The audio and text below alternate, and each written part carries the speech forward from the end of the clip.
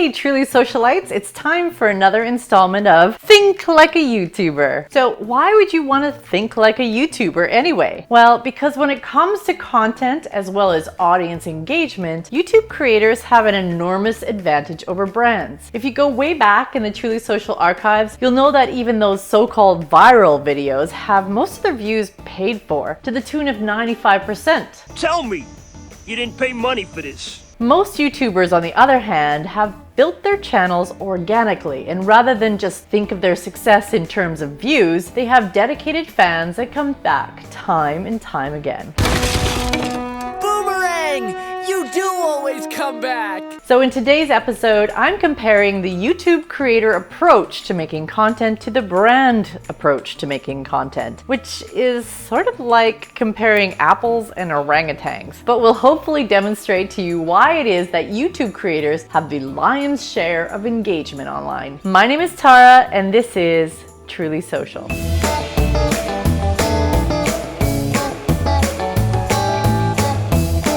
One of the biggest differences between YouTube creators and brands is consistency. Most YouTubers commit to creating and uploading content on a regular basis, some weekly, some multiple times a week, and some even daily. They understand that uploading content on a regular basis is what helps build rapport over time. Consistency is key. Habit and routine make my life possible.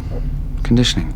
On the opposite side of this are brands who focus on uploading what YouTube calls hero content exclusively. They put a lot of time, money, and effort into one-off videos that they upload and boost. Then they ignore their channel for months and months until the next one. The results of this hurt any momentum towards building relationships. This brings me to the second difference, that is, creators see YouTube as a community, whereas brands see YouTube as a marketing platform. There's obviously a world of difference between these two concepts. When you approach a community, it's with social intent. As I've highlighted in past videos, social content is all about creating two-way conversations that have the intent of building or growing relationships that benefit both or all parties. The brand approach to YouTube being a marketing platform is more about sending a one-way message with the intent of getting attention that benefits the brand first and foremost. Dating is a zero-sum game. If you get a man, I don't get that man.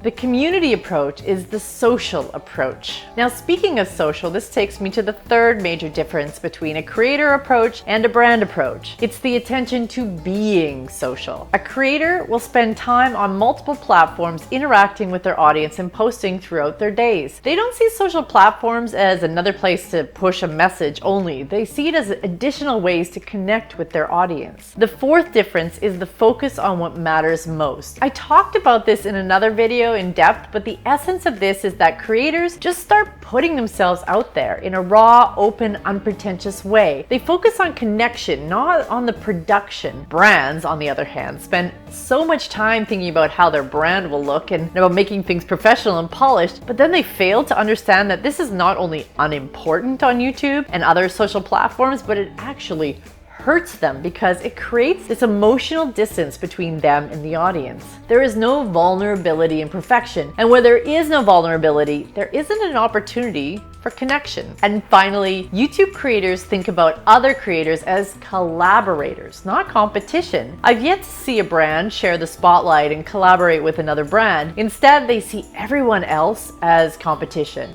This makes you my competitor. It's a zero-sum game, whereas the YouTube community, it's a non-zero-sum game. So here's a personal example. I know that if someone loves Amy Schmidauer or Daryl Eves or Tim Schmoyer, other digital marketing YouTube creators who you may actually want to check out because they're awesome, they'll probably also love my stuff. Have you accepted Jesus Christ as your personal Lord and Savior? No, but I love his work. Most people who are looking for channels on YouTube to help teach them will subscribe to all of the channels they find, not just one. So the 5 major differences between brands and YouTube creators then, other than the fact that YouTube creators seem to get all of the love and attention from the audience, are: number 1, creators make consistent content while brands are campaign focused. Number 2, creators see YouTube as a community while brands see it as a marketing platform. Number 3, creators use social for being social while brands use social for extra promotion. Number 4, creators prioritize connecting with their content while brands prioritize production. And number 5, creators collaborate while brands compete. Now, if you want to be successful online, you need to think like a creator, not a brand. My name is Tara, and this has been Truly Social.